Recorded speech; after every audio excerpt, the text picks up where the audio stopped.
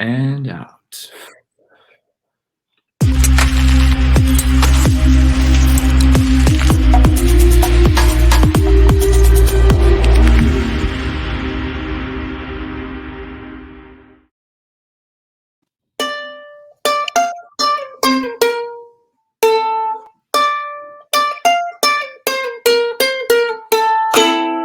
Welcome to Community Hotline, for the community, by the community. I'm your host, Mr. Bob Fang, and today we have Cindy K. Why don't you introduce yourself? My name is Cindy Kariuki. My background is I'm from Kenya. I moved around and from Kenya, Seattle, Charlotte to Seattle to here. So yeah. And how did we meet? We met, actually, I saw a video of you or Instagram ad. And I was interested and I reached out and we connected and we did the photo shoot. And then after the photo shoot, I wanted to give back in terms of feedback, and you told me about the community line. So I'm here. And one thing I know that you had told me earlier when we met was that you had done some community work and some traveling as well. So I figured that would be part of the hotline, basically. I love it. I love it. I love it. Cool. And how did you I guess what feedback would you have for potential new clients that would be coming on to work with you in the future? I would say step away. I'm just kidding. No, it was great. I would say for me, it's usually energy. That's usually a very big thing. Because in this world, we really don't know who the person is. People don't walk around with profiles. So you really know the person's character and all of that. So I went with energy. You have great energy and you were great in your services and you're very accommodating. So I'll definitely say that will be my feedback. And the whole shoot was amazing. So it felt welcoming. We felt comfortable. And the photos were amazing. Love it. Love it, love it, love it. Cool. Well, let's jump into the first topic of the day, which is money. Tell us, Cindy, what is money? Money is what we use to get services in exchange of services and items. I think that would be has your understanding of money changed from when you were younger to? Yes, definitely. Growing up, I never had any background, and I feel like a lot of communities don't have that, where either the parents don't have a good understanding of how to use money and what money is really, and it trickles down to the kids, which is me. So since my parents never got that understanding or that education, I never got it either growing up. So it's something that I had to learn as I went through life, basically. I wouldn't really say I have it to a T, but I am halfway there, I would say. Got it. What are two money tips, you learned throughout your travels that you would like to share? I would say savings is a big thing. Savings is a very weird thing because it's like taking money that you have for a rainy day and hoping that you don't have a rainy day. But it's like when you save it, you don't really feel there's going to be a rainy day. And I feel like credit cards come in that space in terms of advertising that you can use credit cards for a rainy day. But I really would say savings is a big one. And just to really get into it and to know what it is all about, even because I know how the hard task, how it is to save money. Another one I would say it would be credit cards. So when growing up as a teenager, you're told no credit cards, they're bad for you, but you're not told how to use them. And I think that's a very big key because they can be beneficial to your credit score, which it is needed in this country. So I would say a credit card is very essential, but definitely know how to use it so that it works for you and not the company. Got it. Saving and credit card. So tell us, how do you use credit cards? Or what? How are you using it before, and how are you using it now? Well, before, if it felt like I had this money, I can spend. And I just pay it back. I wasn't really acclimated to this credit score and how it works, the pattern. But my one of my favorite bosses, or managers, sat me down and we were talking about credit cards, and he explained it very simple. He said, "It's just all you do is the money that you put in that you use on the credit card, you paid off all of it, and you paid before the due date." So with that, you don't owe any interest. You do get to, it's pretty much building your credit. So it's not really using the money. It's instead of using cash, instead of using a debit card, that is actually the no-no of using your own bank account money. The best way to use is to use the credit card, because you get say what you get, I would say, like the perks that the credit companies give you. So they would give you a percentage back if you 2% cash back if you use this much amount. Free mileage that you can get also. So I would say the good thing is to look to see which credit card gives back the most and just utilize it. And the only best way to do it is to, once you use the amount, so instead of using the money that you have in your account, let's say for gas, use a credit card and just use the money from the account to pay that amount on the credit card. And that enhances your credit score. And also you do get whatever features that the credit card is offering alongside with that. Got it. And when did you get your first credit card? I was 21. Okay. I was 21, yeah. Did you apply for it, or they just mailed you a bunch of credit cards and they're like, take us? They mailed a lot. So actually my first credit card was at Macy's. My friend was shopping at Macy's and she had one, and she worked at Macy's. And I wanted these really, really cute shoes. And I didn't have the money because I was in school. And she was like, just get a credit card. And I was just like, but I would have to pay it back. And I still don't have that money. And I don't know how I'm going to pay it back, like when I'm going to pay it back. And she was like, you don't have to pay the full amount. You can just pay in installments. And that's what they get you, because that's where the credit, the interest rate is, and the small amounts that you pay, the monthly installments that you pay to your full bill. But yeah, so that's what I did. And I missed one payment, and all you need to do is just miss one payment and your credit score to go all the way down. Yeah. All for a pair of shoes. All for a pair of shoes. I love it. Cool. All right, let's move on to the next topic of the day, which is education. Okay. Tell us, Cindy, who were you in high school? Did you go to high school in Charlotte or Seattle? So I was in high school in Kenya for 2 years, and then I came here. And I went for 2 years as well. So 2 and 2. So 2 in Kenya, 2 in Charlotte, North Carolina. Okay. So what's the difference? Where in Kenya did you go to school? Nairobi. Well, actually, no. I lived in Nairobi, but I went to a rural school. It was because I'm a city girl, and my mom is a city woman too. So she wanted to take me out of the city. And she took me to a very rural, remote area. It was literally so far from the actual city. So the city is called Kikuyu town. And then once you get there, you had to walk 6 miles to the school if you didn't drive. And it's up a hill. So that was not fun at all. Yeah, it was in the middle of nowhere. But yeah. I love that. Okay. Was it an all-girl school or? All-girl school, yeah. It was an all-girl boarding school. Got it. I think I've been to Kikuyu town. Have you?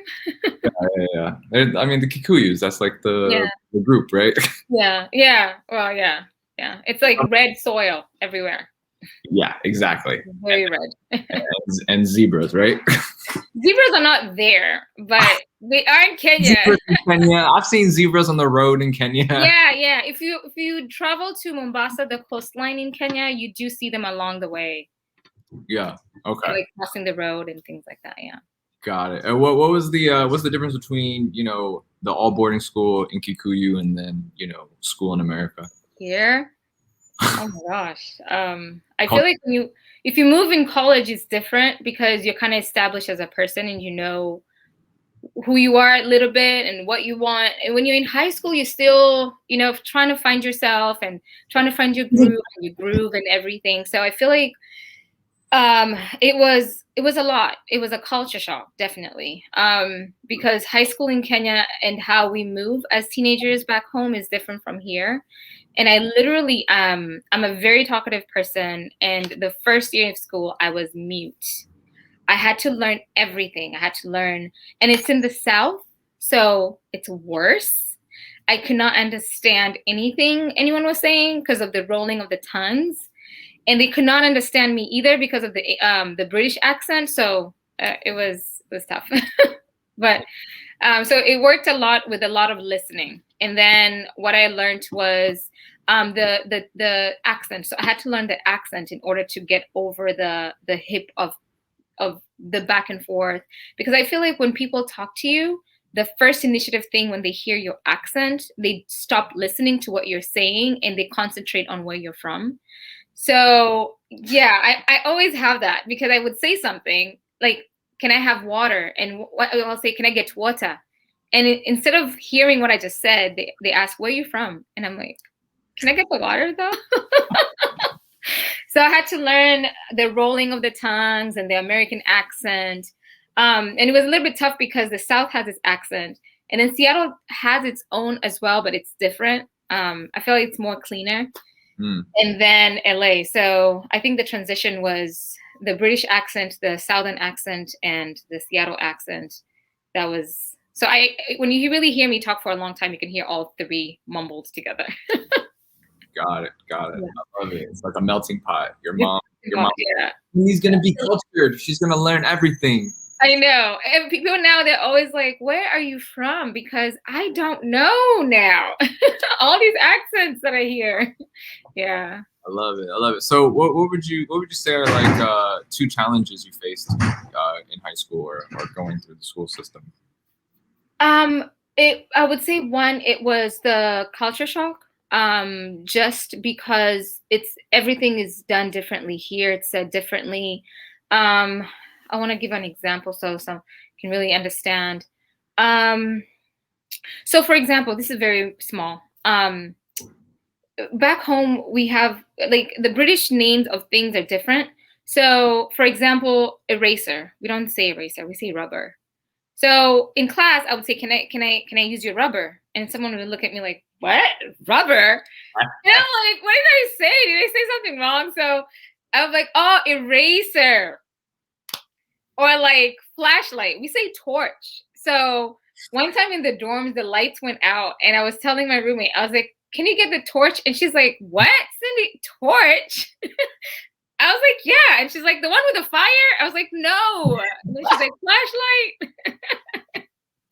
Yeah, so that was a little bit challenging. I would say the trunk of a car we call boot in Kenya. Here's trunk. Truck we call lorry instead of truck. So those small things kind of. That's Yeah. crazy. That's crazy. Did you ever go through any like discrimination or bullying or anything like that? I did not, thank God. So before I went to the school. So in this Kenyan community, they kind of prep you and tell you, beware, this is America, it's different, I know. And you might get bullied, there's these Kenyan girls because they had a very heavy accent that were bullied and stuff. So I went in the school ready to fight, basically. I was ready with my poles. I was ready. And I'm a very small person. I'm petite. So I'm like 5'2" and little. So I feel like I get picked on a lot because of my frame. But I thought about it and I said, I'm not a good fighter. I don't know how to fight. So what do I do? And I was like, you know what? I'm gonna use voodoo. So whoever bothers me, I'm gonna say I'm from Kenya and I'm gonna use voodoo on you. And I never got to use it because no one bullied me at all. Wow, I love it. That's did you get more? Did you get more picked on in Kenya in Kikuyu growing up than you did in America? No, that is a great question because so there's this thing in Kenya when you go to high school, the first year. So mono means one, right? So first we instead of calling it ninth grade, we say form one. Okay. It's Form 1, Form 2, Form 3, Form 4, 4 years in high school. So Form 1 meaning mono, there's this term called monolization. And what it is the older kids in school, like in the, I would say 11th and 12th grade, bullying the ninth graders. And it was a thing. And everyone knew about it. And even going to school, you had to be prepared for it mentally. The teachers are not going to help you. You're alone in this space. It's like fighting. It's like you're in the jungle and you have to fight for your life, basically. So I'll give you an example. These are stories. Never happened to me. I was, again, going to high school. I was mentally prepared to be monolized. I was ready to fight. And then I get there and my school, instead of 300 or 500 people, it was 30 people. The whole school. Wow. It was a very small school. It was very new. We were actually the first students. So that explained the 30 students. So my class, I think, were the biggest class. I think we were 20. And you can imagine 20 and then the rest 10 spread out into 10th, 11, and 12. I think 12th grade, they were 3 girls. Wow. Yeah, so they couldn't really monolize us because we were like the higher percentage of the school. So like for an example, monolization can be someone from the 12th grade coming to you, giving you $1 and saying, I want you to go to the canteen or the store. And that's me, sorry. They would give you $1 and tell you, I want you to go to the canteen and get me bread, milk, basic groceries. And that will cost, like, let's say $30, but they give you $1 and they say they want change. Yeah. And you cannot go back without those. So you have to figure out how you're going to get this food. Because if you go back, you're probably not going to sleep on your bed. They're probably going to put you outside. They'll do something. They will steal all your uniforms and you cannot go to class without your uniform. You can get in trouble for that. So they will definitely make sure that you are in huge trouble. Oh man. Oh man. Yeah. And that's one thing. And there's a lot of things that people do. So your mom pretty much saved you then. She did. The day schools, I wanted to go to a day school because I wanted to go back home every single day. But they don't do that in the day schools. They just do that in the boarding schools. Got it. Was it like a German boarding school or? Sounds like it, huh? No. I know. No, it was well, all of our schools are pretty much, we have the British system. So the curriculum is all British in terms of the classes, how we learn, what we learn. Since it's kind of crazy because we were colonized by the British, but we have our independence, but in things like the government and how we do things in the government or in school and the syllabus, it's still under the British rule. So it's kind of crazy, very interesting. But as in, we're still trying to change it, but I guess it's changing very slowly. Yeah. Tell us what I talked to a lot of kids and some of them have like they have trouble communicating with their parents when they're in school. Like, oh, I can't, talk to my dad. He doesn't listen to me, or I can't talk to my mom. Doesn't understand me. Did you ever go through any of that, or do you have any advice on how kids can work through that? You're laughing. Funny because advice. I'm like, this is so me. So this is interesting. My family dynamic is different in terms of and I realized that when I came here, it was very normal to me in Kenya. But when I moved here, family dynamics in America are very different. They're very close. In Kenya, I would say they're very separated. Like, your place as a child. You don't walk over the space of the parent.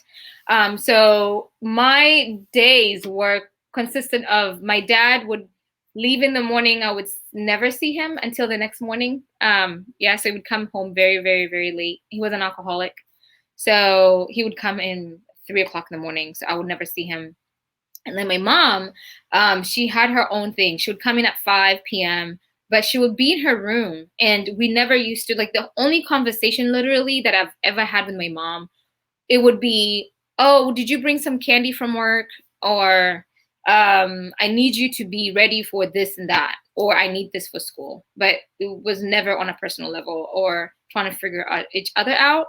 So when I moved here, I felt like I was in jail with my mom. Like I was like, who's this woman? I have no clue who she is. And I felt very strange, and I had to learn my mom all over again. And to know that we were bumping heads so much. And I don't know, because I'm a Capricorn and she's a Virgo, so we're supposed to mellow, but that was not the case. So I learned a lot in terms of how to, it was a very, very bumpy ride through my high school. Like the counselors in the school were involved. And so it was kind of challenging for me, I would definitely say, in high school.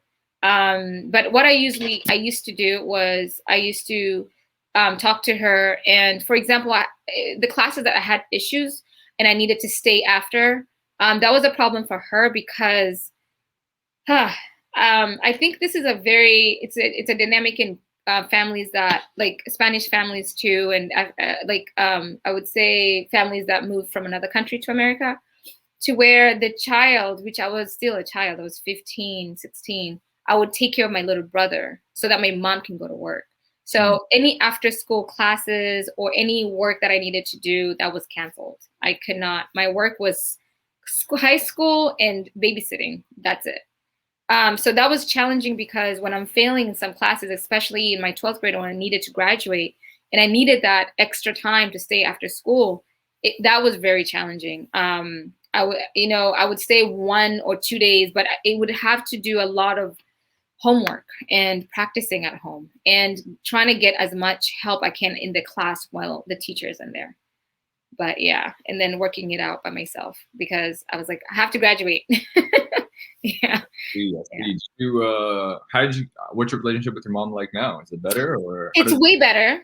It's way better. And it's really understanding of who she is as a person. I feel like um in order for two people who don't like we're not like best friends, and that's okay, we don't have to be, but be in a place where we're both respectful of each other and accommodating and loving, that we're able to create a space where we can share that love.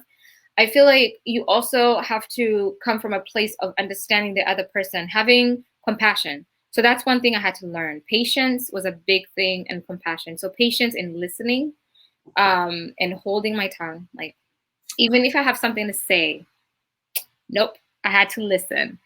And another one was compassion, really understanding her upbringing, because her upbringing will explain to the how she's raising me and what she sees as important because of what was important with my grandmother, which my grandmother was non-existent. She was never there. My mom comes from a family of 10 kids. She's the firstborn. And pretty much she had to start taking care of everyone at the age of 13, literally cooking breakfast, lunch, dinner, taking people to school before she went to school at a very young age. So she had to grow up at a very young age. So I would say the teenagehood and the my 20s, I guess, that I had for myself, she didn't have. So I have to be compassionate and say, I could understand you didn't have what I have and you made this available for me. So thank you. mm, In a way, yeah. So looking at at things in a different perspective, I would say. got it. What was one of the I guess the biggest arguments you've had with your mom and how did you like overcome that? A lot. Um, uh, I'm trying to pick one. Something for the kids, someone be like, oh yeah, my mom does that too.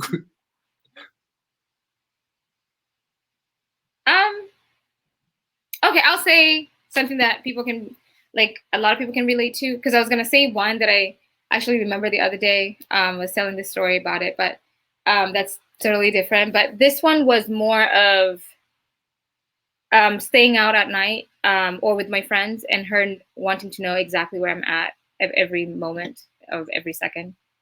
Um, I realized that I'm not good. I'm not a good communicator in terms of. It's not that I'm not. It's just with her because this is how I assess. I used to assess things. I'm like, okay, I'm not home. You're calling me um, to know where I'm at. I don't want to leave, and I'm safe. I'm at a friend's house. Her family's here, but my mom had a weird thing of I could not be in anyone's house at all. It doesn't matter who. And I'm like, but I'm safe. but if I pick up this call, she's gonna one, scream at me, and then it will mess up my whole mood of the day. And then two, I will still have to go home. So I'm like, I'm just gonna ignore the call and still go back home eventually because I'm still gonna go. But no, it's not a good idea because I feel the last voicemail she called like 3, 4 times, and the last voicemail she said, I'm calling 911 right now, and we're gonna come and we're gonna trace your phone, and we're coming for you. And I was like, that's so embarrassing. Being picked up by the cops and my mom looking for me. So I was like, okay, fine, I'll go home. Yeah. And then sometimes I would be with my friend, and my friend always, it doesn't matter, she always answers her phone. And it was the same thing, her mom and my mom were on the phone, and they were like, we're coming for you with our dads. We're all coming for you guys. And we were actually at a party. We were trying to be cool at a party. And once they said they're going to come, all of them in a van to pick us up, it was time to go. Yeah. Okay, I love that. Thank you for sharing. Last topic of the day, which is love. Okay. Does your mom still call you, by the way, when you go out? Yes. Yeah. Oh my gosh. Yeah. Yeah. Okay. And then being in LA, she lives in Seattle, so it's hard because now she calls me. She'll call me. Okay, so we have this thing now. She'll call me. I will not answer. Or I will be busy. Not wanting not to answer, I'll be busy. And she'll call me again. And then by the time I look at the phone, I have like 5 missed calls. And at that time, she's called all my friends. All my friends have called me. And I literally just fell asleep. And I will call her and I'm like, is everything okay? Are you okay? And she's like, oh, yeah, I'm fine. I'm just checking up on you. I'm like, you can't do that. I'm like, whenever you actually, it's like, I tell her every single time, I'm like, you're like the boy who cried wolf. You can't keep using the emergency call like you're in emergency, because when you are in one, I'm going to be like, she's just being herself, I'm like, don't do that. You're right. Crazy. It's never gonna stop. It's never gonna stop. But I know she's my parents. She's not gonna ever stop worrying. Does your brother get the same kind of treatment as you do? No. No, because there's a dynamic of and I don't know if I feel like it kind of sips too in the American sense, but I feel like it's more cultural in terms of how the man is viewed in the family versus the woman. I mean, my culture is interesting. It's the man knows everything, and recently, I would say like 10 years ago, in the rural areas, the girls are going to school now because it was your work was supposed to be in the kitchen, and that's what you learn. And I kind of got that too. And I'm not saying we had a maid like something fancy or anything. No, it's affordable to have a maid in Kenya.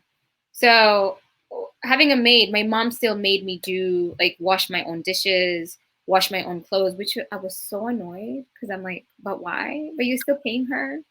But why am I doing this? But I know why, because now I'm so self-sufficient in anything, and I don't feel like I lack in that space of either taking care of me or anyone around me. So that I'm very grateful for. Okay, thanks, Mom. I know. Tell us what is love? Yeah. What is love? I don't know that. Love is, I don't really have a definition of love, honestly. I would say what I think I know what it would be, but not the actual definition of it, or what encompasses love. Love to me is unconditional, because I feel like love shouldn't really have any constraint, because it doesn't. And it should not have the constraint, but I feel like us humans put constraints on love because of how we grew up and what we consider as love, because everyone received a different type of love growing up, because the first love that you are going to get is from the person who birthed you or took care of you. And I feel when it comes in that sense, your definition of love will be from what you've learned as you've been like growing up with a person versus what really love is in the basic sense. And I feel like I'm still searching in terms of trying to really define what love is, but love for me is unconditional, and I think it's the hardest thing ever. People think love is easy, but I think it's the most difficult thing because it's literally putting who you are as a person aside, you know, to able to accommodate the other person. And I think it requires a lot of sacrifice. I would say that, and it's loving. It gives back. It gives back in external ways. I'll definitely say that. But I guess Yep. when you are, sorry, go ahead. Example? Um. So I have a lot of it would be nice if I was prepped for this. Now I'm like, so like I'll have so many things in my head. Um okay, so an example would be love in the base of your friends. Um I've I've realized that my love was conditional because every single time, you know, I love my friends with all my heart, you know, and I will do anything for them. But when they wronged me in a way that it would be obvious that they knew what they were doing and they did something to hurt me, I used to take it so personal. And literally, I would be extra and just cut them off. Personal story. Oh, Lord. Personal story. So I would start it with recently, I would say recently, I realized I had a pattern from growing up as a teenager all the way, I'm 35. So I feel that I've been cutting off my friends all the way through, and some of them have not allowed me to cut them off. For example, recently, my roommate. So my last roommate, her name is Hannah. I knew her in high school in Seattle while we were working at Macy's, and working together kind of created that bond of friendship, and we started from there. We were never that very, very close, but from afar. Whenever I needed something, she was there. Whenever she needed something, I was there. So kind of like a sisterhood type of relationship. Until she moved to LA. Actually, I pushed her because she always wanted to model, and she looks like a model. So I'm like, no, go to LA. And I was like, come here, stay with me, save whatever money you need to save, and move to LA. Like, you need to be there. So that's what she did and moved here first. And then I followed her. When we got here, we stayed together. Actually, this happened like 2 years ago, very fresh, very new. Moved in together. And the first initiative character flaw that I should have noticed, I would say, with her was, and she's a great person, don't get me wrong, but it's the character flaw that's the issue with everyone, even me, that I'm working on. So the character flaw was, she said, literally after signing the lease, she calls me and says, oh, so I'm going to turn my room as an Airbnb. And I'm like, I wasn't really prepared for that. I wasn't prepared to be in a house with random people coming in, because I'm very big on energy. And I really feel like you have to be very careful of who you bring into your energy and your space. And that's my motto, but that's not her motto. And so we went back and forth in this, and she refused. She put her foot down and she's like, I don't care. And she had a different understanding of being a roommate. It was her first time actually sharing a space like that, because she lived with her parents before. Oh. And yeah, so she's like, no, I'm on the lease and I pretty much I have half of the rights of the apartment. I can do whatever I want. I said, yeah, half, not full. When you are actually going ahead and doing that, you are taking the whole initiative of both you and I, because you're saying, I don't care about your feelings and how you feel. I'm going to do whatever I want. And I'm like, you can do that if you own your own space. But if you're sharing a space, you have to be accommodative of the other person.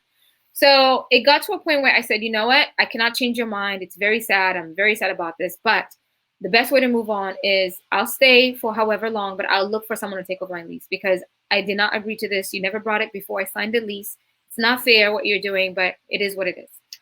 So later, I think she spoke to someone. She called me. She said, you know what? You're right. I'm sorry. I was stepping your toes. I'm not going to do it.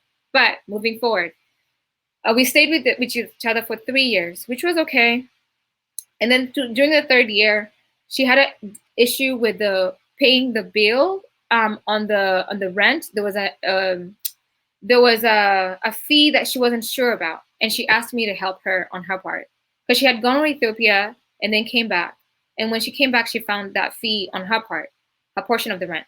So I said, you know, she's not really, English being a second language, and Ethiopia, they're very remote because they were not colonized. So they don't have outside European influences, like how Kenya, we have the British. So we learned from school, we learned two languages in school, English and Swahili at the same time. So she didn't have that. So she asked me, can you take over and talk to the office in terms of the email? Because I won't be able to do that. I said, yeah, I'll take care of it. So me taking care of the issue on her behalf kind of put my name on the issue. So the apartment got to a point, they said, if you don't pay this amount, which they were at fault, and they were not admitting that they were at fault, and because it was a huge enterprise, they took us to court. And when they took us to court for what is it usually called when they take you to court because of not paying rent? I don't know. What's the term? I forgot, but right. So we went to court, and when we went to court, her grandfather, who raised her and was very close to her, had passed away. But at that time, we were not talking. We're not in good terms. So she flew to Ethiopia, never told me. So I'm here being summoned at the court, and she's not in the house. And the lawyers are asking me, where is she? And I'm like, I don't know, because this is really not my case. It was her case. Now, I had to take care of the case. So I had to get the lawyer. I had to pay for the lawyers. I had to get my own lawyer to quiet the case. And then she comes in when we're halfway. She doesn't even go to court.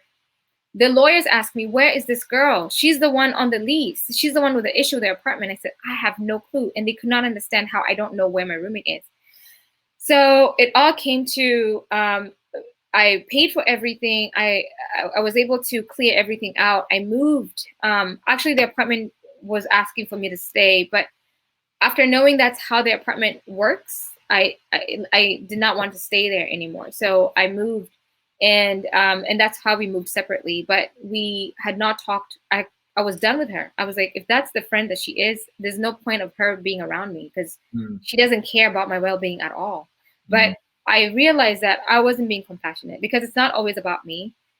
You always have to look at the other person, because she was struggling with something. And it wasn't good in terms of her communication habits. She could have said something.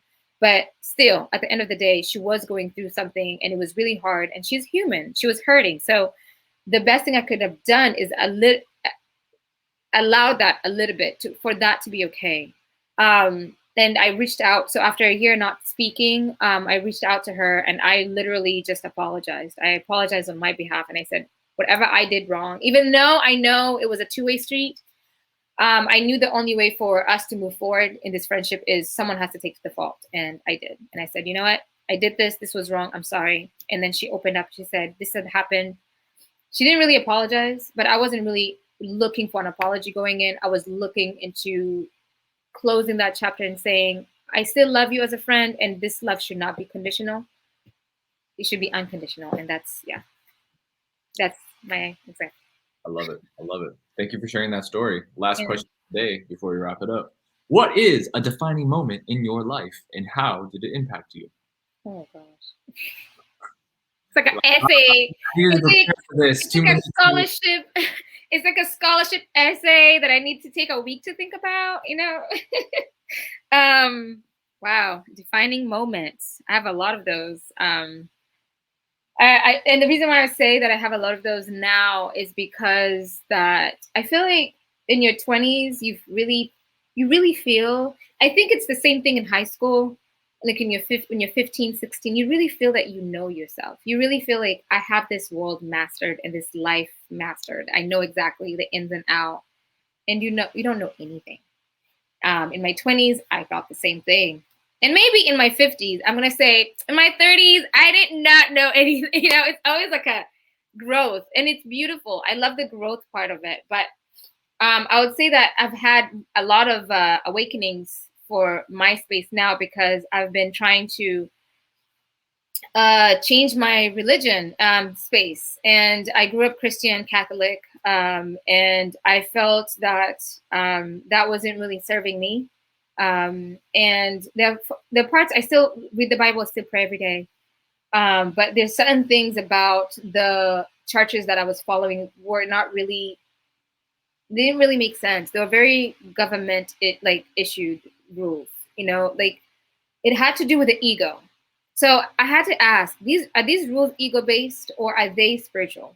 And a lot of them, I found out that they were ego because of the whole understanding of who God is. And the person who gave me that understanding is the Catholic Church. So I think it would be fair to just step out a little bit and just have an idea of what religion in the spiritual realm is really. And I'm leaning a little bit now into Buddhism, which I'm loving it. And the reason why I'm loving it is because it really walks me through life. It really it's like a pamphlet of life, literally. And I feel like if I had the information that Buddhism has to offer at a young age, I could have handled so many issues differently.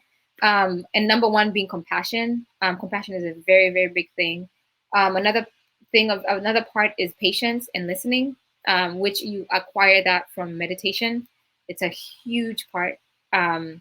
And just reflection, and because even the compassion part has helped me rebuilding my relationship with my mom. Now it's at a different space compared to where it was. It's like at 100 right now. And my relationship with my friends, basically. So I guess my defining moment would be learning about Buddhism itself, and what it has taught me so far, the little that I know, because I feel like there's so much information to learn and so many books to read. But I would definitely say that is an aspect that that's a big part of me, like a shift in my life. Yeah, because now I look at things differently. Love it, love it, love it. Nam Yoho Renge Kyo. Yeah. Did